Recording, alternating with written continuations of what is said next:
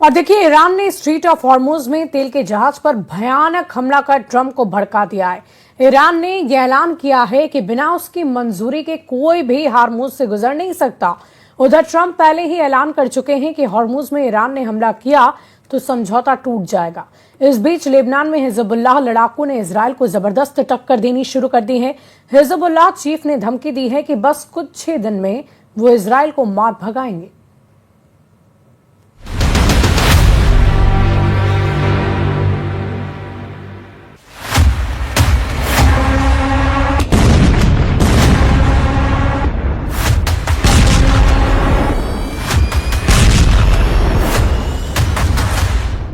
फिर युद्ध भड़क गया है, फिर बम फटने लगे हैं, फिर तेल रूट जलने लगा है।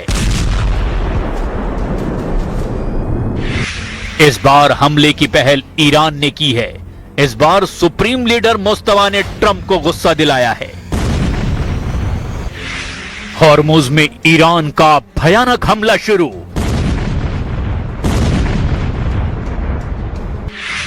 तेल के जहाजों को जलाने लगा ईरान। ऑयल रूट के चोक पॉइंट पर फंसे ट्रंप। 11,000 लाशें देखकर डर गया अमेरिका।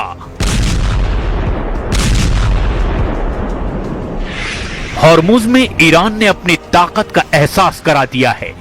ओमान तट पर ईरान ने धमाका किया है। ईरान के हमले में तेल टैंकर जल गया है।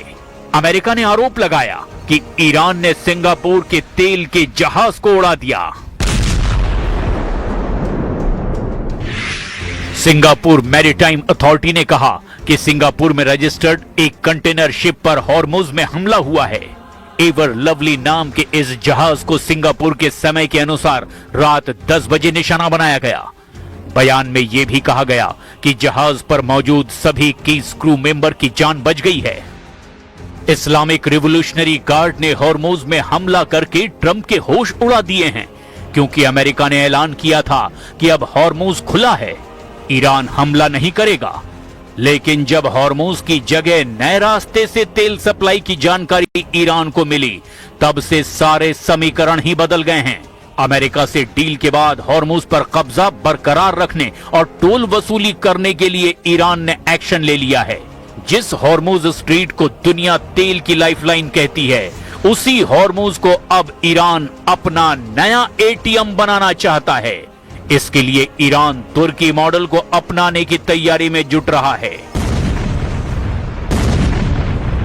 द वॉल स्ट्रीट जर्नल की रिपोर्ट के मुताबिक जैसे तुर्की स्ट्रीट से गुजरने वाले जहाजों से तय नियमों के तहत टैक्स वसूली करता है, उसी तर्ज पर ईरान हॉर्मुज के लिए अब एक नया मैनेजमेंट सिस्टम चाहता है। ईरान चाहता है कि हॉर्मुज से गुजरने वाले जहाजों से सुरक्षा, नेविगेशन और पर्यावरण सेवाओं के नाम पर शुल्क लिया जाए। दावा है कि इससे ईरान को हर साल करीब 40 अरब डॉलर तक की कमाई हो सकती है। इस कमाई में ईरान की तरफ से खाड़ी के दूसरे देशों को भी हिस्सेदार बनाने का प्रस्ताव दिया गया है। हालांकि ईरान का तुर्की मॉडल टोल प्लान इतना आसान नहीं होने वाला है, क्योंकि अंतर्राष्ट्रीय समुद्री कानूनों के तहत हॉर्मुज जैसे अंतर्राष्ट्रीय समुद्री मार्ग पर एक तरफा टोल लगाना आसान नहीं है। और इतना ही नहीं, ट्रंप हॉर्मुज में टोल वसूली के सख्त खिलाफ हैं। Final Iran deal if it included any kind of fees on shipping Yeah, no, American it would be unacceptable to me, because we have numerous straits, and if you did that for them, you'd have to do it for other people. You have other straits. I wouldn't allow it there either. Hormuz में 11,000 से ज्यादा seller अभी भी फंसे हुए हैं। सैकड़ों तेल के जहाज फंसे हुए हैं। इन सब का जिम्मा ट्रंप ने ले रखा है। लेकिन ईरान जिस स्टाइल में आगे बढ़ता दिखाई दे रहा है, उससे अमेरिका की मुश्किलें भी बढ़नी तय है। अमेरिकी एक्सपर्ट प्रोफेसर डेरेक जे ग्रॉसमैन ने ट्रंप को जमकर फटकार लगाई है। ग्रॉसमैन ने कहा है कि ईरान ने हॉर्मुज में जहाज पर इसीलिए हमला किया क्योंकि यह शिप ओमान के तट से होकर गुजर रहा था, ईरानी जल क्षेत्र से बच रहा था। इससे ये एक बार फिर से साबित हो गया कि ईरान हॉर्मुज को चोक पॉइंट मानता है। ट्रंप, धन्यवाद इस बेवकूफी भरे और खुद को हराने वाले युद्ध के लिए। अमेरिका को अब एक बार फिर से ईरान से जंग लड़नी पड़ सकती है। ईरान के साथ हिजबुल्लाह ने भी दुश्मनों को ललकारना शुरू कर दिया है। हिजबुल्लाह चीफ नईम कासिम ने ऐलान किया कि इजराइल अमेरिका को हराकर लड़ाका ग्रुप नए दौर में एंट्री कर रहा है। الإمام الخامنئي قدس سره رمزا وعلما ونورا وهداية وثورة وتعبئة مع القادة ومع الناس ومع المدنيين ومع التضحيات الكبيرة، وبهذا استطاعت أن تقف। हिजबुल्लाह लड़ाकों ने इजराइल डिफेंस फोर्स को जबरदस्त टक्कर देनी शुरू कर दी है। 25 जून की रात हिजबुल्लाह ने 4 इजरायली सैनिकों पर हमला करके उन्हें घायल कर दिया। घायलों में 2 ऑफिसर भी शामिल हैं। बेत याहून में हुए एनकाउंटर में लड़ाका ग्रुप इजराइल पर भारी पड़ा है। हालांकि हमले के बाद आईडीएफ ने तूफखाने और हवाई हमलों से हिजबुल्लाह के कई ठिकानों को तहस नहस कर दिया। लेकिन ट्रंप कब तक शांत रह पाएंगे, इसकी अब गारंटी नहीं है। मुमकिन है ट्रंप ने जिस प्लान पर ब्रेक लगाया था वो फिर से एक्टिव हो। ट्रंप ईरान में ग्राउंड ऑपरेशन के बिना युद्ध जीत नहीं सकते, इसीलिए उनके पास अब ईरान में घुसकर हमला करने का ही ऑप्शन बचा है। मुमकिन है ट्रंप सऊदी अरब और बाकी खाड़ी देशों के कंधे पर रखकर बंदूक चलाएं। वो ईरान के खिलाफ ग्राउंड ऑपरेशन में खाड़ी देशों का इस्तेमाल करने की बात कह चुके हैं। पहले से ही अमेरिकी सेना सऊदी अरब और बाकी खाड़ी देशों में मिलिट्री बेस का इस्तेमाल कर रही है, लेकिन ग्राउंड ऑपरेशन में जोखिम कम नहीं है। ईरान की फौज 6.5 लाख है। इसके अलावा पैरामिलिट्री फोर्स 2.5 लाख के बराबर है, जबकि ईरान में एक्टिव बसीज फोर्स 20 लाख तक हो सकती है।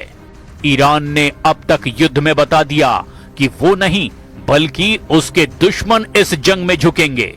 यानी ईरान का इरादा बिल्कुल साफ है कि वो आखिरी दम तक लड़ेगा, चाहे दुश्मन अमेरिका और इजराइल हो या फिर सभी खाड़ी देश जो पहले से अमेरिका की मदद करते आ रहे हैं। वैसे ईरान के खिलाफ खाड़ी देश शामिल हुए तो क्या होगा? ये एफपीवी ड्रोन अटैक देखिए, कैसे एक क्वाडकॉप्टर एक अमेरिकी अड्डे पर अमेरिकी फौजियों को तलाश रहा है। बाद में जब उसे कुछ नहीं मिलता तो वो अमेरिका के एक ब्लैक हॉक हेलीकॉप्टर से जाकर टकरा जाता है। There is still the risk of escalation if Iran-linked proxy groups mobilize, and by that I mean Hezbollah in Lebanon, Iran-linked militia inside Iraq, and importantly, the Yemen-based Houthi movement that is threatened to attack shipping lanes in the Red Sea and has done so in the past. So we know they have some naval capability that could create disruption. इस युद्ध में तुर्की पर भी सबकी नजर है और Erdogan ने अरब देशों से तो कहा है कि वो इस युद्ध में शामिल ना हो। सऊदी अरब, यूएई और कतर का दौरा करने के बाद तुर्की के विदेश मंत्री को इस बात का एहसास हुआ कि ये सभी देश ईरान के खिलाफ युद्ध में उतरने के लिए तैयार हैं। अमेरिका और इजराइल की शुरू की गई इस जंग में अब सऊदी अरब, यूएई और कतर ईरान के खिलाफ नजर आ रहे हैं, जबकि तुर्की का रुख बता रहा है कि एर्दोआन अब मुस्तफा खामनेई के समर्थन में आ गए हैं। ये ऐसे वक्त में हो रहा है जब ट्रंप ईरान से समझौता फाइनल करना चाहते हैं, लेकिन ईरान ने हॉर्मुज में धमाका करके ट्रंप को ईरान में ग्राउंड ऑपरेशन का मौका दे दिया है। अमेरिका ने मार्च के महीने में युद्ध के दौरान ईरान के कई आइलैंड को टारगेट पर लिया था। तब ट्रंप खार्ग और खुजेस्तान में हमला करने के ऑर्डर दे चुके थे। अब बस ट्रंप को इसका फैसला करना है कि हॉर्मुज धमाके का जवाब वो कैसे देंगे। उधर इस मुकाबले के लिए ईरान ने तैयारी पहले ही पूरी कर रखी है। ईरान के स्पीकर मोहम्मद बाकर कालिबाफ ने कहा कि ईरान अमेरिका की हर हरकत पर नजर रखे हुए है। अमेरिका की फौज की गतिविधियां देखी जा रही है। अमेरिका के सैनिक ट्रंप और नेतन्याहू की गलत फहमियों का शिकार बनेंगे। ईरान का इम्तिहान लेने की कोशिश ना करें ट्रंप।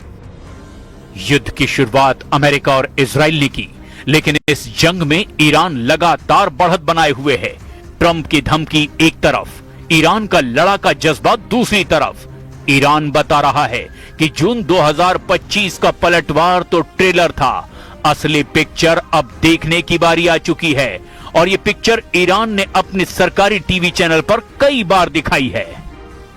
स्टूडियो में मिसाइल देखकर हर कोई हैरान है। दर्शकों के बीच मिसाइल दिखाने का क्या मकसद हो सकता है? ये मिसाइल तो लॉन्च पैड पर होनी चाहिए थी। पहली है फतह मिसाइल और दूसरी है खैबर शिकन मिसाइल। ये दोनों मिसाइल इजराइल को काउंटर करने के लिए तैयार की गई है, लेकिन एक तीसरी भी मिसाइल है जो खाड़ी में अमेरिकी अड्डों को काउंटर करेगी। ईरान ने अपनी इन सभी बहुत ही खतरनाक मिसाइलों को साफ साफ दिखा दिया है, तो कुल मिलाकर हैं ये 3 मिसाइल। पहली है फतह हाइपरसोनिक मिसाइल, दूसरी है खैबर शिकन मिसाइल और तीसरी जुल्फिकार मिसाइल। अब इन मिसाइलों को दिखाने का सिर्फ एक ही मकसद है और वो है ईरान के आसपास मौजूद अमेरिकी सेना और उसके अड्डों को तहस नहस कर देने का इरादा। साथ में इजराइल पर ऐसा हमला जिसके बाद नेतन्याहू फिर कभी ईरान के खिलाफ लाल आंख दिखाने की हिम्मत ना करें। मुस्तबा और उनके कमांडरों ने सिर्फ इजराइल को डराने के लिए बहुत बड़ी तैयारी कर ली है और अपनी सबसे भयानक मिसाइलों का बंदोबस्त अमेरिकी फोर्स से जंग के लिए किया गया है। और